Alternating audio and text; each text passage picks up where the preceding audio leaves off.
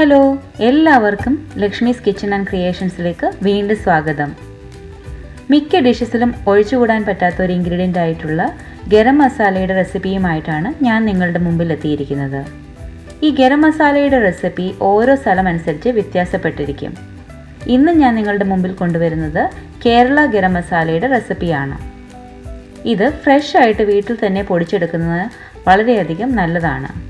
അതിൻ്റെ രുചിയും മണവും ഒന്നും റീപ്ലേസ് ചെയ്യാൻ ഒരു കടയിൽ നിന്ന് വാങ്ങിച്ച ഗരം മസാലയ്ക്കും കഴിയുകയില്ല.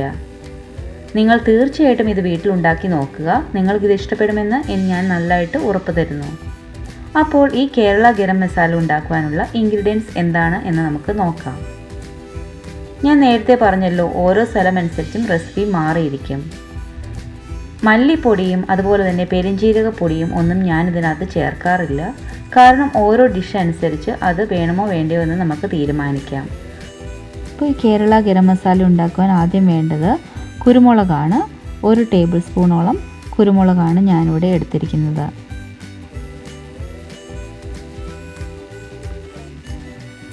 കറുവാപ്പട്ട 2 വലിയ പീസാണ് എടുത്തിരിക്കുന്നത്. ഇങ്ങനത്തെ ചുരുണ്ട ടൈപ്പ് കറുവാപ്പട്ട വാങ്ങിക്കാൻ പ്രത്യേകം ശ്രദ്ധിക്കണം.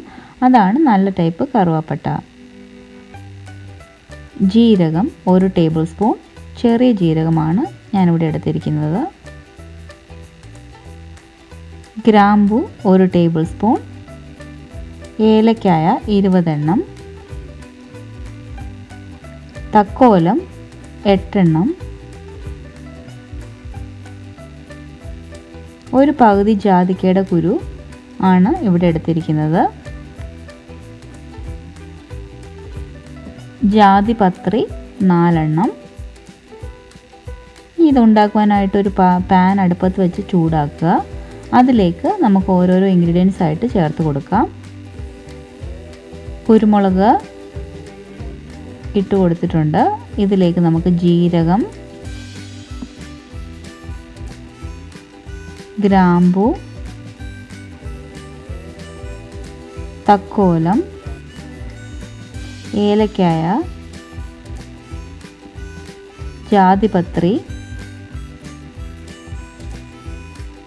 ജാതിക്കയുടെ കുരു എന്നിവ ചേർക്കാം. ഇനി ഇതിലേക്ക് നമ്മൾ എടുത്തു വച്ചിരിക്കുന്ന കറുവാപ്പട്ട ചെറുതായി പീസസായിട്ട് മുറിച്ചിട്ട് കൊടുക്കാം.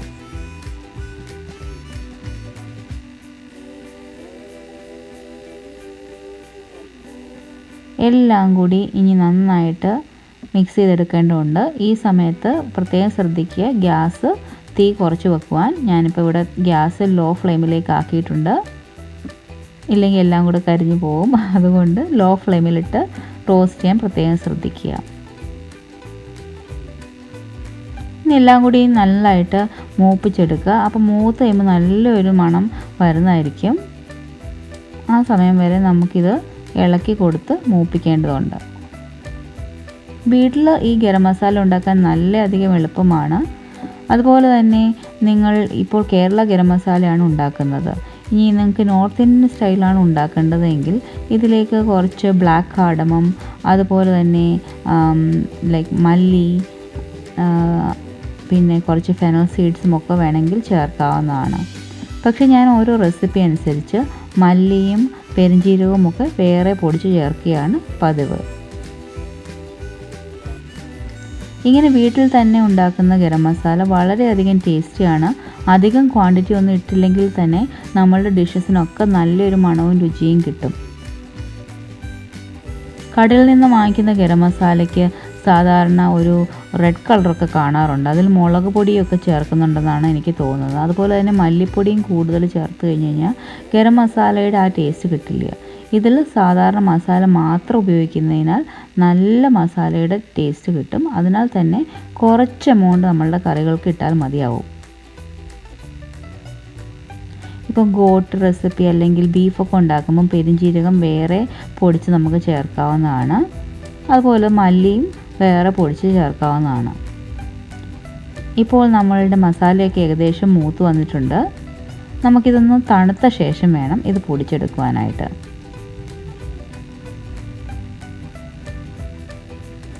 ഇപ്പോൾ തണുത്ത ശേഷം ഞാനിതൊരു മിക്സി ജാറിലിട്ട് പൊടിച്ചെടുക്കുവാൻ പോവുകയാണ്. കണ്ടില്ലേ, വളരെയധികം എളുപ്പമാണ്. കുറഞ്ഞ ക്വാണ്ടിറ്റിയിൽ ഇത് ഉണ്ടാക്കിയാൽ മതി. അപ്പോൾ നമ്മൾക്ക് ഇത് ഒരു എയർ ടൈറ്റ് കണ്ടെയ്നറിൽ നമ്മളുടെ ഷെൽഫിൽ വച്ച് സൂക്ഷിക്കാവുന്നതാണ്. അപ്പോൾ മണവും രുചിയും ഒക്കെ നന്നായിട്ട് നിൽക്കുകയും ചെയ്യും. നോക്കിയേ, നല്ല ഒരു ഡാർക്ക് ബ്രൗൺ കളറായിട്ട് വന്നിട്ടുണ്ട്. ഈ കളറാണ് ഗരം മസാലയ്ക്ക് വേണ്ടത്. ഈ ഗരം മസാല നല്ലൊരു എയർ ടൈറ്റ് കണ്ടെയ്നറിൽ നിങ്ങൾക്ക് സൂക്ഷിക്കാവുന്നതാണ്. അപ്പോൾ അടുത്ത പ്രാവശ്യം നല്ലൊരു റെസിപ്പിയുമായിട്ട് വരുന്നിടം വരെ bye bye and take care. Thank you for watching. ഇതുപോലത്തെ പുതുമയേറിയ റെസിപ്പീസ് കാണണമെങ്കിൽ ഈ ചുമന്ന സബ്സ്ക്രൈബ് ബട്ടണിൽ ക്ലിക്ക് ചെയ്യുക. അതിനുശേഷം ബെൽ ഐക്കോൺ കൂടി ക്ലിക്ക് ചെയ്യുക. അപ്പോൾ എൻ്റെ ഫ്യൂച്ചർ വീഡിയോസ് നോട്ടിഫിക്കേഷൻ നിങ്ങളെ തേടിയെത്തുന്നതായിരിക്കും.